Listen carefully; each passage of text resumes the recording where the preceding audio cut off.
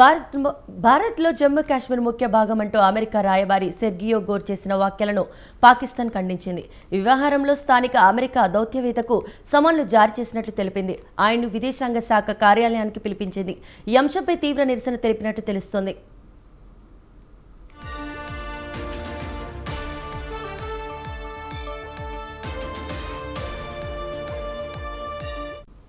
భారత్లోని అమెరికా రాయబారి సెర్గియో గోర్ బుధవారం జమ్మూ కాశ్మీర్లో పర్యటించారు.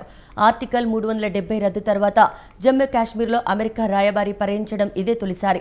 భారత్లో జమ్మూ కాశ్మీర్ ముఖ్యమైన భాగమని, అద్భుతమైన ప్రకృతి అందాలతో ఎంతో అందంగా ఉందని అన్నారు. ఇక్కడికి రావడం, ఈ ప్రాంతాన్ని కల్లారా చూడడం సంతోషంగా ఉందని గోర్ అన్నారు. జమ్మూ కాశ్మీర్ విషయంలో అమెరికా జారీ చేసిన లెవెల్ 4 ట్రావెల్ అడ్వైజర్ని పునః పరిశీలిస్తామని చెప్పారు.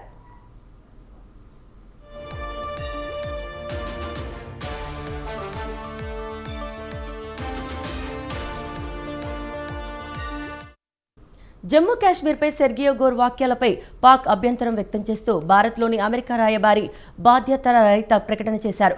ఈ ప్రాంతం విషయంలో అమెరికా దీర్ఘకాలంగా పాటిస్తున్న వైఖరికి విరుద్ధంగా ఉందని ప్రకటనలో చెప్పారు.